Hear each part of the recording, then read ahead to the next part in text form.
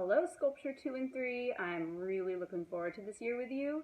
Let's take a look at the kit that you took home. If you're anything like me, you might be excited to dig in. Maybe you already have. So let's talk about what you found in there. All right, so here's your bag.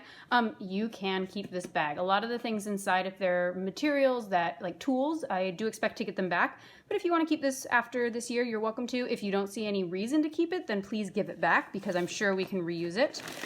All right, so part one, you're gonna get a bag of, fiberfill stuffing and a little bit of fabric. There's not an extensive amount, but there is some in there. You have this toolkit, which has things for carving, for painting, sponge. This is a cardboard cutting tool, so this is great for carving up cardboard and whatnot. I didn't send you home with any X-Acto knives, so this would be in place of that. If you have some at home and you're able to use them, great. Some brushes, some carving tools for a few different materials, depending, needle tool, some wooden sticks. You can actually cut these and sand these into different shapes if you need them for other things. This is also kind of used for shape carving and shaping. You can use the pointed tip. You can curve it and scrape with it. And then some needle nose pliers. What else have we got? We have your sketchbook, which you should know how to put together. So go ahead and do that when you have a minute. Some oil pastels. This is just a great way to add some color. And you can actually use it on a variety of materials. So you can use it not just in your sketchbook, but on your sculptures. Hot glue gun, not sure if you'll need it, but just in case. There is hot glue hidden in the zippered pocket here, surprise. This is for sewing, so it actually kind of goes with this guy, and it has a few sewing needles, some pins, and some thread. So this is like your little sewing kit. Regular glue. Flour for paper mache. Some wire to go with your needle nose pliers, some gesso. This is just like your white primer paint.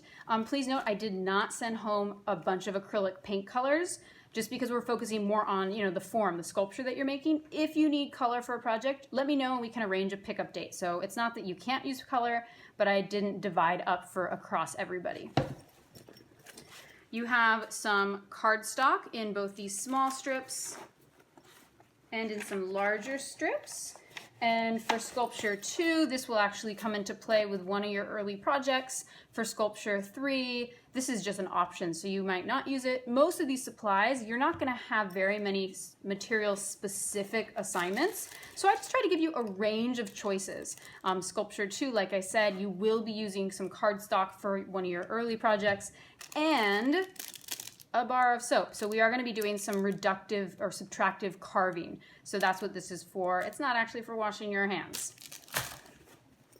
And this is your cutting mat.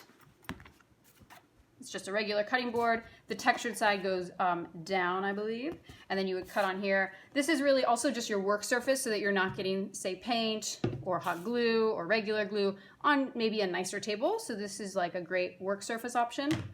I also sent home just some random colored paper. Again, not with any particular project in mind, but just in case it comes in handy. And then a good amount of newspaper, which if you're doing paper mache, this will be useful, but also maybe you need it to lay out and protect your work surface. And let's see, I think that's it. So I hope that gives you an idea of what you've got in your kit. Remember, Sculpture 2 and 3, you can request some materials. All right, so we looked at what supplies you already have in your kit, but let's talk about some things you might want to gather from around the house, either for a specific project or just to have on hand when you might need them. So here are the things that I'd say with some certainty that you are going to need. Some sort of container for water, right? If we're using, if we're washing up anything with a brush, we might need a water. Or for paper mache, you do need something to mix your mache in. Now that will get messy, so choose something that it's okay if it isn't living in your house for a while, right? It's not in the kitchen, nobody's gonna miss it, but also if it gets crusted over with paper mache, it's okay if at the end of the year it's getting tossed, right? So an old yogurt container, or this is like a laundry detergent, or if you have like a gallon milk jug, if you cut this in half, that works great. I highly recommend a towel just for cleanup purposes, and as you can see, it is going to get messy, so choose this is just an old rag. And it doesn't have to be super big, or if you have a giant towel that is already a rag, maybe it gets cut up, right? This is really helpful you'll most likely need scissors of some sort. A ruler can come in really handy. And besides that, there are some things that you might want to have on hand. So I already sent you home with some newspaper, but you might want to gather more because I can't tell you how many times I felt like, oh shoot, I need newspaper, and I ran out. So it's just always great to have on hand, and it doesn't take up a lot of space. I find, these packing papers that they use sometimes can be really useful for covering up paper mache or creating a nice surface, a texture. So again, it doesn't take up a lot of space. If you notice that you're getting these in packages, start gathering that up. Speaking of packages, cardboard is a sculptor's best friend, so you might want to start setting aside kind of some cardboard. And similar to cardboard would be like the cardboard boxes you get snacks in, right? So this isn't corrugated cardboard, but this can also be a really useful sculpture tool.